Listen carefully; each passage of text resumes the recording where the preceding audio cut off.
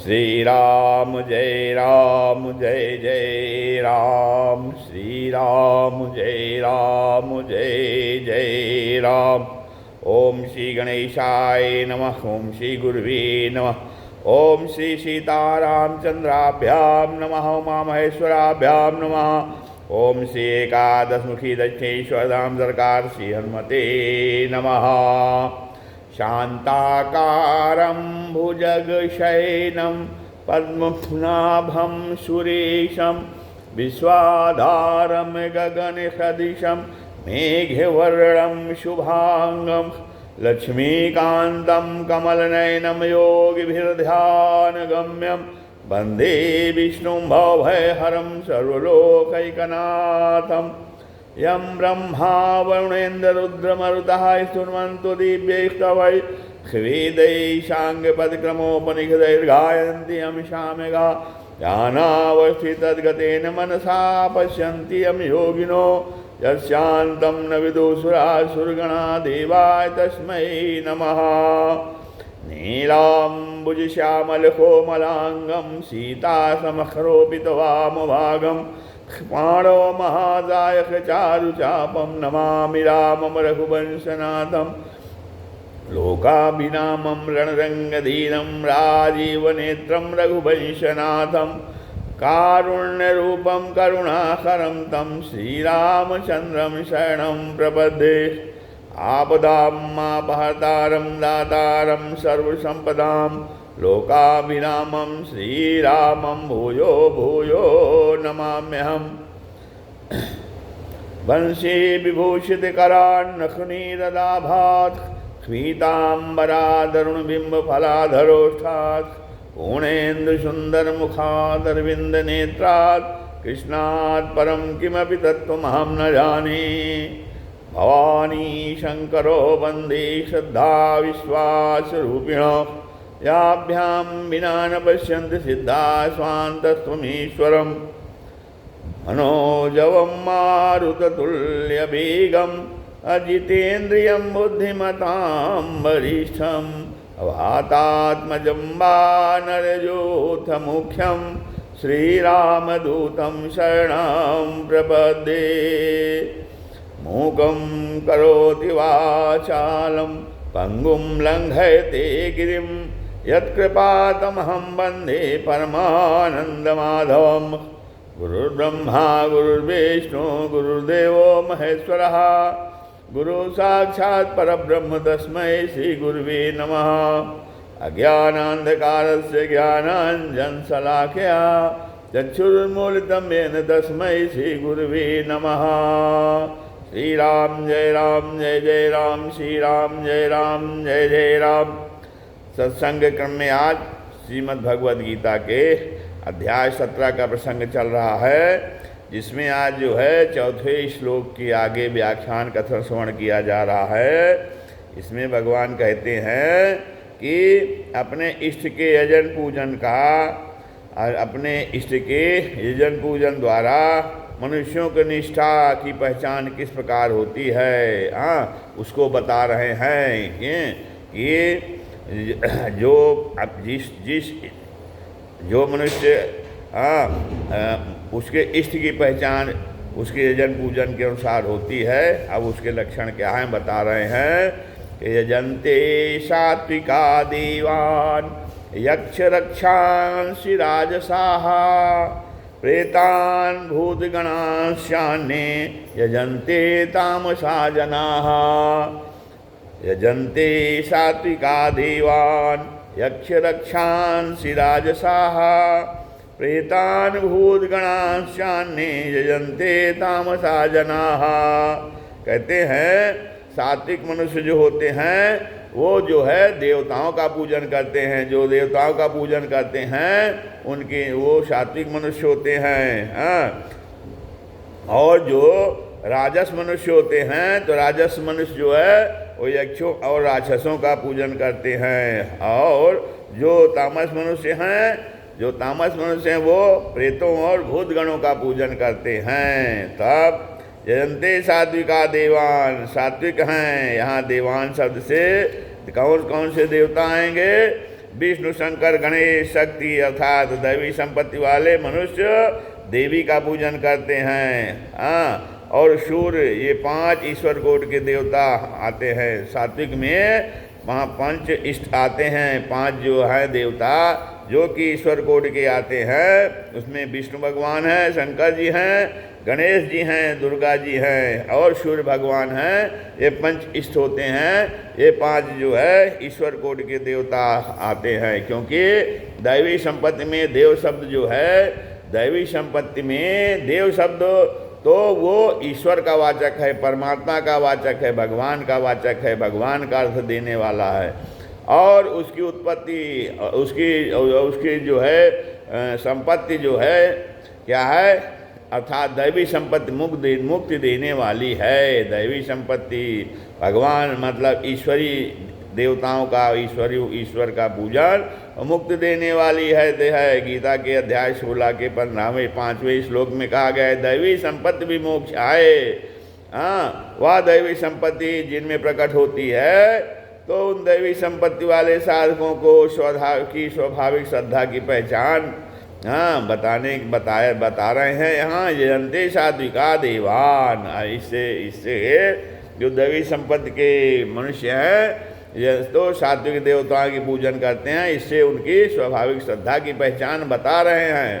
अब ईश्वर कोट के देवताओं में भी साधकों की श्रद्धा अलग अलग होती है। कैसे? किसी की भगवान शंकर में होती है, हाँ, किसी की श्रद्धा भगवान विष्णु में अर्थात रामकृष्ण आदि में होती है, और किसी की भगवान शंकर में श्रद्धा होती है, किसी की भगवान गणेश में होती है, और किसी की भगवती शक्ति में श्रद्धा होती है, और किसी की भगवान सूर्य में श्रद्धा होती है। तब ईश्वर के जिस रूप में उनकी स्वाभाविक श्रद्धा होती है, उसी का विशेषता से विशेष रूप से जन पूजन करते हैं। हाँ, आप 12 आदित्य, 8 वसु, 11 रुद्र और 2 अश्विनी कुमार, ये 33 प्रकार के जो शास्त्रोक्त देवता हैं, तो शास्त्रोक्त देवताओं का निष्काम भाव से पूजन करना भी यजन्ते सात्विका देवान के अंतर्गत ही आ जाता है। अब यच्च रक्षांसि राजसाः, माने राजस मनुष्य, जो राजसी गुण के मनुष्य हैं, वो क्या करते हैं, वो यच्छ रक्षांसि, यक्षों और राक्षसों का पूजन करते हैं। हाँ, यक्ष राक्षस भी देवयोन में हैं, यक्ष राक्षस भी देवयोन में है। यक्षों में धन के संग्रह की मुख्यता होती है, और राक्षसों में दूसरों का नाश करने की मुख्यता होती है। हाँ, तो अपने कामना पूर्ति के लिए और दूसरों का विनाश करने के लिए राजस मनुष्यों में यक्षों और राक्षसों का पूजन करने की आदत होती है, स्वभाव होता है, प्रवृत्ति होती है। प्रेतान भूतगणाश्चान्ये यजन्ते तामसा जनाः, और तामस मनुष्य जो होते हैं, तामसी मनुष्य, वो तामस मनुष्य जो है देवों तथा प्रेतों तथा भूतों का पूजन करते हैं। भूत प्रेतों का पूजन तामसी मनुष्य करते हैं, और जो मर गए हैं उन्हें प्रेत कहते हैं, और जो भूत योन में चले गए हैं उसे भूत कहते हैं। तब यहाँ जो है प्रेत शब्द के अंतर्गत जो अपने पितर हैं उनको नहीं लेना चाहिए, क्योंकि जो अपना कर्तव्य समझकर निष्काम भाव से अपने अपने पितरों का पूजन करते हैं, वे तामस नहीं कहलाएंगे, प्रत्युत जो है सात्विक ही कहलाएंगे। अपने अपने पितरों के पूजन का भगवान ने निषेध नहीं किया है। पितृन्यान्ति पितृव्रताः, हाँ, तो तात्पर्य है कि जो पितरों का सकाम भाव से पूजन करते हैं, पितर हमारी रक्षा करेंगे। अर्थात हम जैसे पिता पितामह आदि के लिए श्राद्ध तर्पण आदि करते हैं, ऐसे ही हमारी कुल परंपरा वाले भी हमारे लिए श्राद्ध तर्पण आदि करेंगे। ऐसे भाव से पूजन करने वाले पितरों को प्राप्त होते हैं।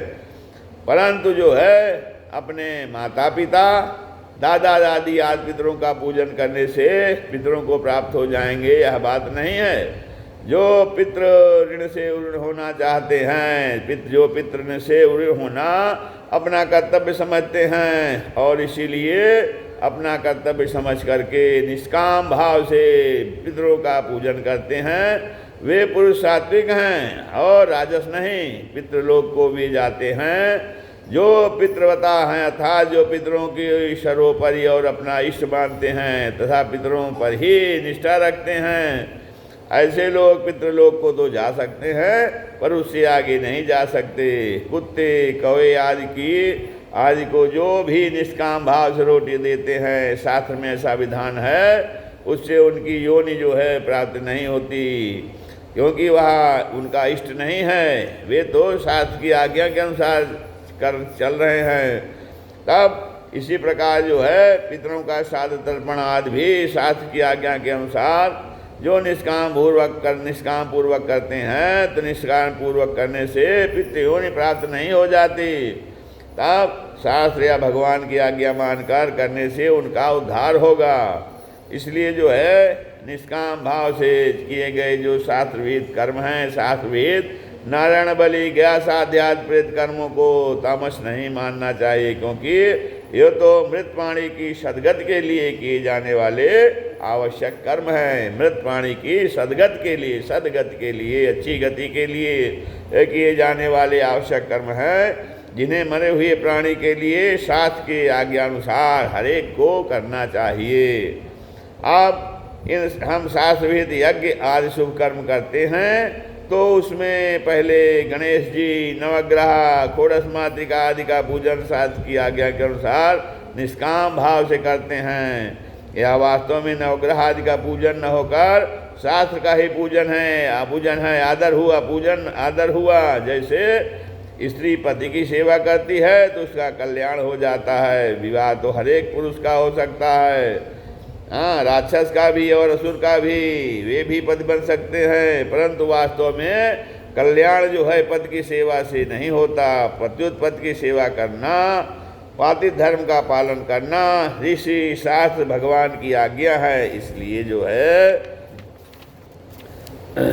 इसलिए इनकी आज्ञा का पालन से ही कल्याण होता है। देवता आदि के पूजन से, पूजा का अर्थात जो देवता आदि का पूजन करने वाले हैं उनकी गति वैसी ही होगी, यह बताने के लिए यहाँ यजन्ते कहा गया। अर्जुन ने शास्त्रविद का त्याग करके श्रद्धापूर्वक यजन पूर्वक जो करते हैं, तो उन यजन पूर्वक करने वालों की निष्ठा पूछा। इसलिए अपने अपने इष्ट अर्थात पूज्य के अनुसार पूजकों की निष्ठा श्रद्धा होती है। इसकी पहचान के लिए यहाँ जो है यजन्ते पद से बताया गया है। अब जो है अब तक उन मनुष्यों की बात बताई जो शास्त्रविद न जानने के कारण उनका जो है अज्ञता पूर्वक त्याग करते हैं, परंतु अपने इष्ट तथा उसके जन पूजन में श्रद्धा रखते हैं। अब जो है विरोध पूर्वक शास्त्रविद का त्याग करने वाले श्रद्धा रहित मनुष्यों की क्रियाओं का वर्णन जो है बता रहे हैं कि ऐसे जो सत्पुरुष हैं उनकी क्या स्थिति है। अशास्त्र विहितं घोरं तप्यन्ते ये तपो जनाः दंभांकार संयुक्ताः कामराग बलान्विताः। अशास्त्र विहितं घोरं तप्यन्ते ये तपो जनाः दंभाहंकार संयुक्ताः कामराग बलान्विताः। कर्षयन्तः शरीरस्थं भूतग्राममचेतसः मां चैवान्तः शरीरस्थं तान् विद्यासुरनिश्चयान्। कर्षयन्तः शरीरस्थं भूतग्राममचेतसः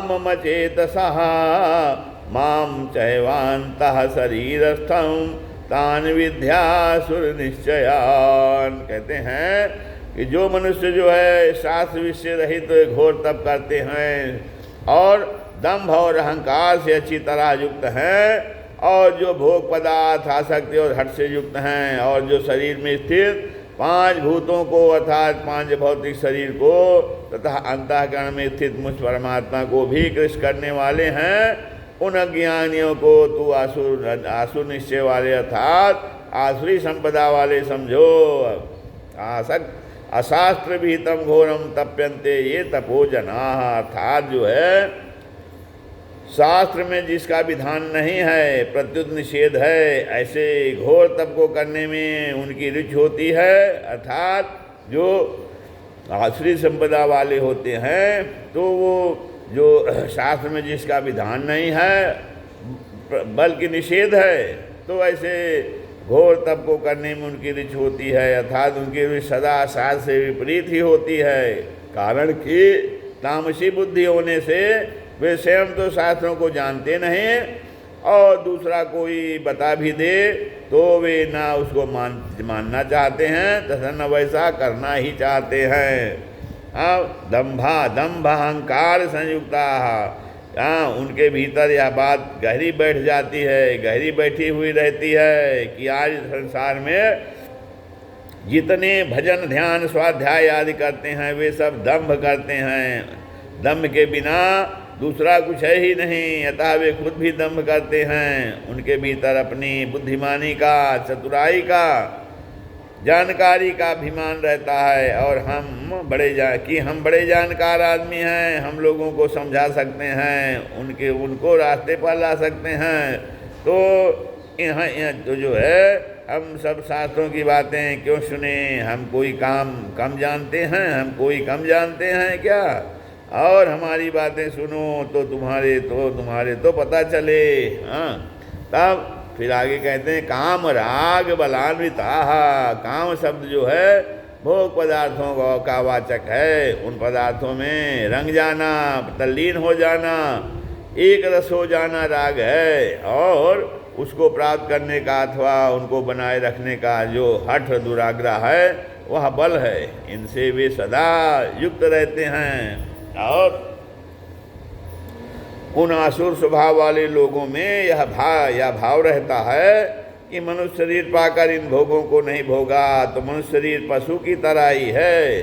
अब जो सांसारिक भोग सामग्री को मनुष्य शरीर पशु की तरह ही है। सांसारिक भोग सामग्री को मनुष्य ने प्राप्त नहीं किया तो फिर उसने क्या किया, मनुष्य शरीर पाकर मन चाही भोग सामग्री नहीं मिली तो फिर उसका जीवन ही व्यर्थ है आदि वैसे विचार आसुरी संपदा वाले मनुष्य करते रहते हैं। तो इस प्रकार वे प्राप्त सामग्री को भोगने में सदा तल्लीन रहते हैं, और धन संपत्ति आदि भोग सामग्री को प्राप्त करने के लिए हठपूर्वक जिद से तप किया करते हैं। कर्षयन्ता शरीरस्थम भूतग्रामम, वे शरीर में स्थित 5 भूतों पृथ्वी जल तेज वायु और आकाश को कृष करते हैं। 5 भूतों को कृष करते हैं, शरीर को सुखाते हैं और इसी को तप समझते हैं। शरीर को कष्ट दिए बिना तप नहीं होता, ऐसी उनकी स्वाभाविक धारणा रहती है।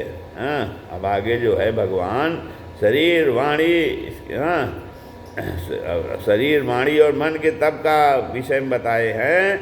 यहाँ शरीर को कष्ट देने की बात है, यहाँ शरीर को कष्ट देने की बात नहीं है, वह तप बड़ी शांति से होता है। परंतु यहाँ जिस तप की बात है वह शास्त्र विरुद्ध घोर तप है और अविधिपूर्वक शरीर को कष्ट देकर किया जाता है।